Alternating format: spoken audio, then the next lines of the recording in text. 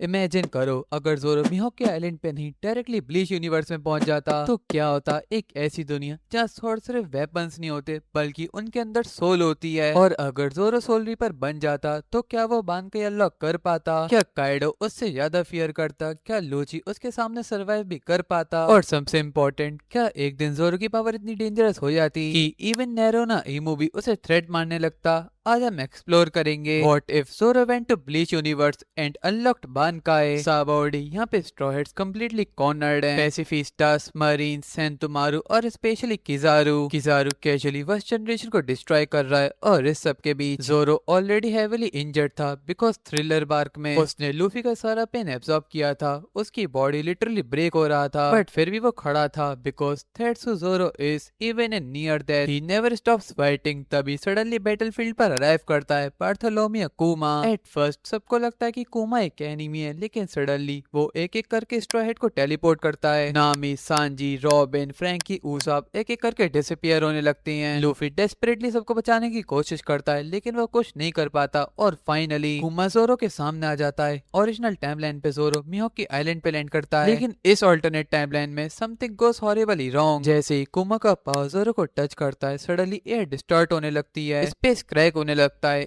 एक strange spiritual current teleportation के बीच में इंटरफेयर करता है। इवन कुमा नोटिस करता है कि कुछ एबनॉर्मल हो रहा है। फॉर अ स्प्लिट सेकंड उसके मोशनलेस फेस पे स्लाइटली चेंज होता है और फिर जोरो कंप्लीटली डार्कनेस में डिसअपीयर हो जाता है। जब जोरो फाइनली अपनी आंखें खोलता है वो मिहोक के आइलैंड पे नहीं होता इस बार। इंस्टेड वो एक अननोन सिटी के बीच में पड़ा हुआ है और वो है काराकुरा टाउन। यहाँ पे जोरो की बॉडी हेविली इंजर्ड होती है, उसके कपड़ों पे ब्लड लगा होता है एंड उसकी ब्रीथिंग में अनस्टेबल होती है। बट डिस्पाइट बीइंग इंजर्ड जोरो इंस्टेंटली रियलाइज करता है कि ये दुनिया अलग है। एयर इटसेल्फ स्ट्रेंज फील हो रही थी, हर जगह इनविजिबल प्रेजेंस थी। और सडनली जोरो एक टेरिफाइंग फाइटिंग स्पिरिट को सेंस करता है। विदाउट हेजिटेशन वो वानो इचिमोंजी उठा लेता है और जो उसके सामने पर्सन खड़ा हुआ है वो और कोई नहीं हमारा कीस के उरा हारा होता है। कीस के अपना फैन कैजुअली स्विंग करता हुआ जोरो को ऑब्जर्व कर रहा होता है लेकिन internally even he is shocked because Zoro की प्रेजेंस नॉर्मल ह्यूमन जैसी बिल्कुल भी नहीं थी। कीस के जोरो के अंदर से एकदम मॉन्स्टरस ऑरा सेंस कर रहा था। मीनवाइल जोरो इंस्टेंटली समझ जाता है कि ये आदमी स्ट्रांग है और बिना इंट्रोडक्शन के वो बोलता है कि फाइट मी। कि इसके पहले तो हंसता है, उसे लगता है कि जोरो बस एक रेकलेस ह्यूमन है लेकिन जैसे ही दोनों के साथ क्लैश करते हैं ग्राउंड क्रैक हो जाता है। स्पिरिचुअल प्रेशर और हाकी कोलाइड करते हैं कि इसके इंस्टेंटली रियलाइज करता है कि दिस ह्यूमन इज डेंजरस। जोरो अग्रेसिवली अटैक करता है, प्योर इंस्टिंक्ट, प्योर स्वॉर्ड्समैनशिप, लेकिन की इसके कंप्लीटली डिफरेंट लेवल पर होता है। फाइट बेरली कुछ मिनट्स तक ही चलती है और फाइनली जोरो डिफीट हो जाता है। उसका बॉडी कोलैप्स करने लगता है लेकिन नील करते हुए भी वो सिर्फ एक लाइन बोलता है, ट्रेन मी। और यही मूवमेंट किसके को इंटरेस्टेड बना देता है। किसके रैंडम लोगों को ट्रेन नहीं करता, स्पेशली स्ट्रेंजर्स को तो बिल्कुल भी नहीं। लेकिन फाइट के दौरान उसने एक इम्पॉसिबल चीज नोटिस करी थी, वो है जोरो की swords, specially वानो इचिमोंजी spiritual resonance cement कर रही थी। इन विलेज सिर्फ जानपाक्टो के अंदर ही सोल होती है लेकिन जोरो की ब्लड अलाइव फील हो रही थी और इसी से किसके क्यूरियस हो जाता है। सो फाइनली वो जोरो की रिक्वेस्ट एक्सेप्ट कर लेता है और यहीं से बिगिन होती है जोरोस हेल्थ ट्रेनिंग। किसके का ट्रेनिंग मेथड नॉर्मल नहीं था, वो जोरो को स्ट्रॉन्गर नहीं वो ब्रेक करना चाहता था। उसे रोज जोरो को क्रशिंग स्पिरिचुअल प्रेशर के नीचे ट्रेन कराया जाता था,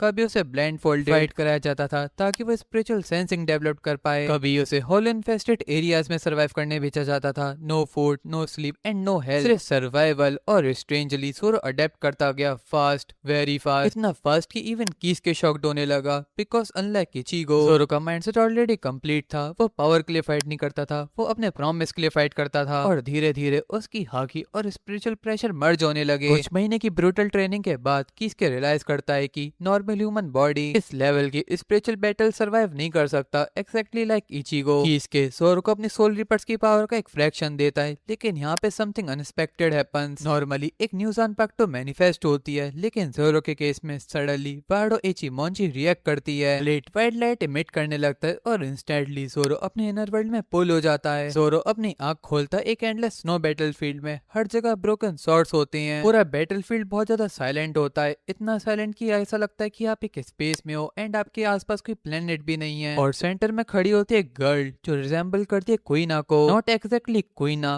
but the soul of Wado Ichimonji. वो कामली जोरो को देखती है और पूछती है तुम स्ट्रेंथ सीख क्यों करते हो, और पहली बार जोरो इंस्टेंटली आंसर नहीं दे पाता बिकॉज डीप डाउन वो सिर्फ स्ट्रॉन्गेस्ट नहीं बनना चाहता था, वो अपने प्रॉमिस को फुलफिल करना चाहता था। और यही मोमेंट था जब वार्डो इचिमोनजी ऑफिशियली उसकी ज़नपाक्टो बन गई। महीने निकलते रहते हैं, जोरो स्ट्रॉन्गर होता रहता है, तभी सडनली योरीची उराहारा की शॉप में अराइव करती है। उसका एक्सप्रेशन सीरियस होता है और वो रिवील करती है कि रुकिया कोचकी को सोल सोसाइटी एग्जीक्यूट करने वाली है। जोरो को इस वर्ल्ड में आए हुए सिर्फ कुछ ही महीने हुए थे एंड जोरो को सोल सोसाइटी के बारे में इतना कुछ नहीं पता था, लेकिन वो एक चीज समझता था, they are killing their own ally, और जोरो को इस ऑनरेबल सिस्टम से नफरत थी। और थोड़ी देर बाद ही इचिको भी उराहारा की शॉप में एंटर करता है, एंग्री, डेस्परेट और ब्रोकन। वो रुकिया को सेव करना चाहता था एट एनी कॉस्ट, और यहीं पे इचिको और जोरो का फर्स्ट इंटरेक्शन होता है और नेचुरली दोनों इंस्टेंटली क्लैश करते हैं। इचिको इमोशनल फाइटर था और जोरो डिसिप्लिन मॉन्स्टर। इचिको रेकलेस था एंड जोरो काम था। दोनों एक दूसरे को इनिशियली पसंद नहीं करते, लेकिन किसके दोनों को साइमल्टेनियसली ट्रेन करना स्टार्ट करता है और यहीं से बिगिन होती है Soul Society rescue mission. Finally अब वो दिन आ जाता है। इचिको और हिमे, सार्डो, ओरियो और अब तो जोरो भी है सोल सोसाइटी के अंदर एंटर करते हैं, और जैसी जोरो सैरिटे के अंदर स्टेप रखता है, मल्टीपल कैप्टन्स इंस्टेंटली उसकी प्रेजेंस सेंस कर लेते हैं। लेकिन प्रॉब्लम ये थी कि जोरो की रियासु नॉर्मल सोल रीपर जैसी फील नहीं होती, उसकी प्रेजेंस वाइल्ड थी, अनस्टेबल थी और डिमोनिक थी, जैसे कोई आउटसाइडर इस वर्ल्ड में फोर्सफुली घुस गया हो। लोअर रैंक सोल रीपर्स तो उसके आसपास अनकंफर्टेबल फील कर रहे थे, कुछ लोग तो सिर्फ उसकी किलिंग इंटेंट फील करके फ्रीज हो जा रहे थे। और इस पूरे सोल सोसाइटी में एक पर्सन जो सबसे ज्यादा एक्साइटेड होता है और वो है केनपाची सराकी। डीप इनसाइड सैरिटे केनपाची सडनली वॉक करते करते रुक जाता है, उसके फेस पर एक इंसेन स्माइल आती है क्योंकि फाइनली उसने एक ऐसी प्रेजेंस फील की थी जो जेन्युइनली उसे एक्साइट कर सके।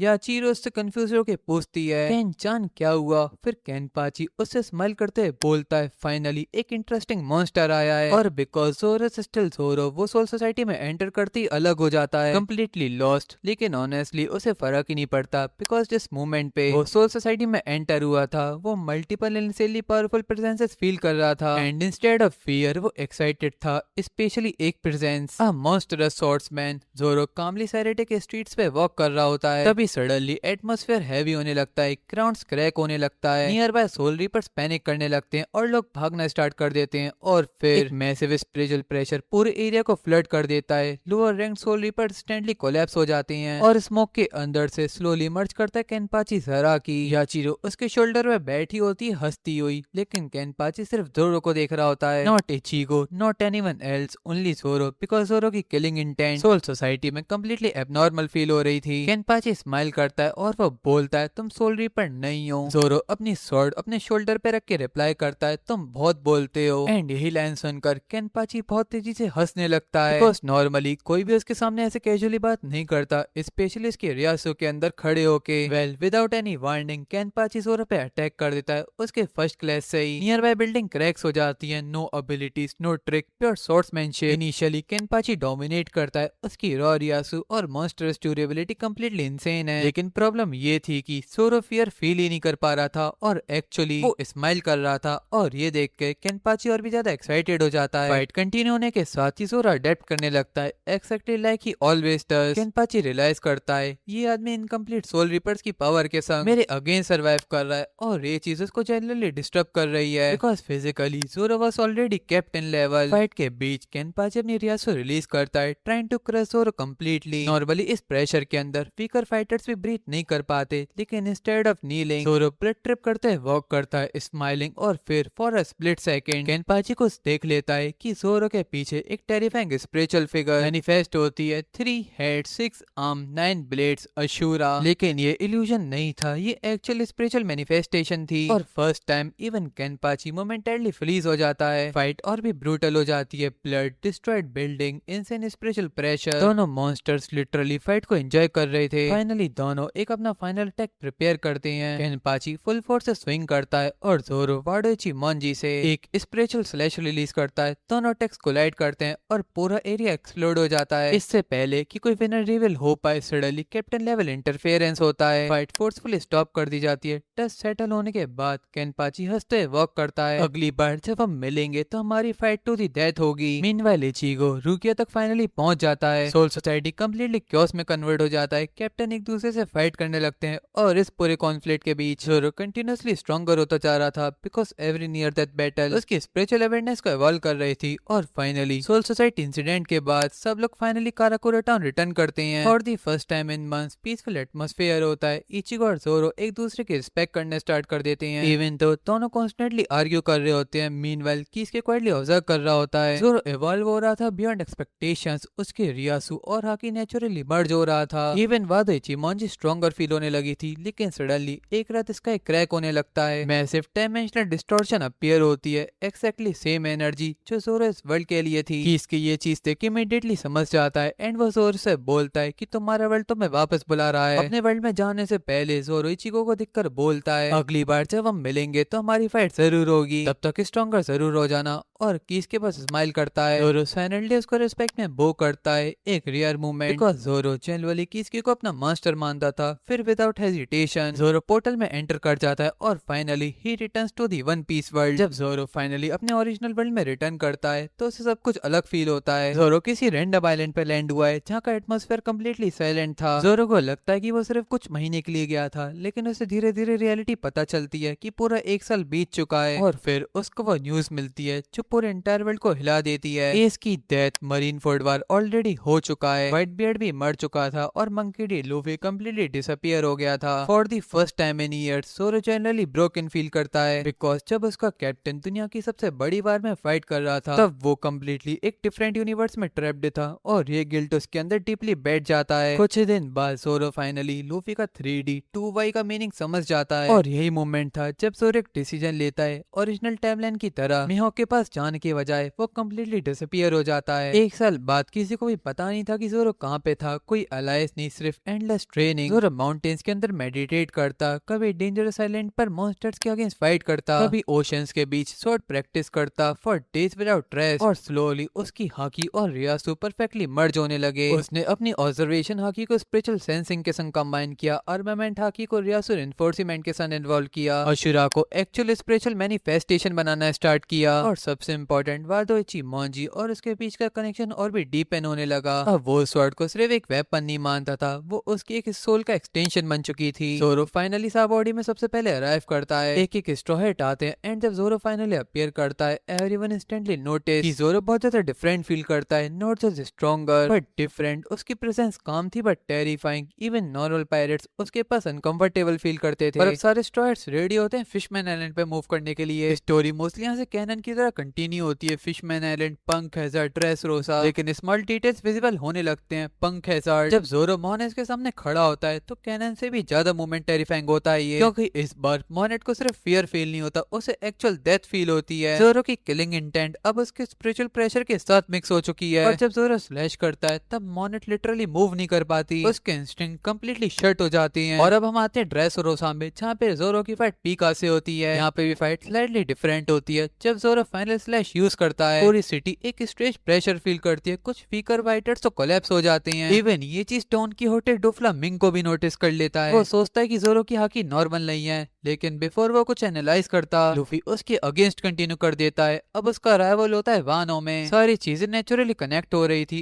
एंड जोरो फिर यहाँ पे फर्स्ट टाइम होल्ड करता है एनमा। बिफोर दैट जब जोरो किलर से बैटल करता है तो उसका रिजल्ट भी सेम ही होता है, उसका रिजल्ट कुछ ज्यादा चेंज नहीं होता। अब हम आते हैं एनमा पे। तो हमने कैनन वन पीस में देखा था कि जोरो को वो वायलेंटली ड्रेन कर रही थी, लेकिन इस टाइमलाइन में जैसे ही जोरो एनमा को होल्ड करता है उसके ब्लेड रेजोनेट करना स्टार्ट कर देते हैं उसके संग। ये बिल्कुल ऐसा है कि उसने जोरो को पहचान लिया हो, but unlike most swordsman Zoro already समझ चुका है every blade has a soul, और इसी वजह से एनमा से रिजेक्ट नहीं करती। Instant it synchronizes with him. Even Kozuki Sukiyaki slightly shocked हो जाता है कि हाउ जोरो नेचुरली हैंडल्ड एनमा। और अब हम आते फाइनली रूफ टॉप पे जहाँ पे काइडो और बिग मॉम के अगेंस्ट बैटल स्टार्ट हो जाता है एंड यहाँ सबको इंस्टेंटली रियलाइज हो जाता है जोरो is way stronger than before. Her slash का इम्पैक्ट इंसेन होता है। काइडो रिपीटेडली फोर्स होता है उसे डिफेंड करने के लिए, और सबसे टेरिफाइंग चीज काइडो फील कर पाता है कि ये सिर्फ हाकी नहीं है, उस अटैक में कुछ और भी था, something ancient, something monstrous. Finally जोरो अशुरा यूज करता है, लेकिन इस बार काइडो इल्यूजन्स नहीं देखता, वो एक्चुअल स्पिरिचुअल मैनिफेस्टेशन देखता है। 3 head, 6 arm, 9 swords, a demonic spiritual warrior standing behind Zoro. For a split second, Kaido को याद आता है कोज़ुकी ओडेन,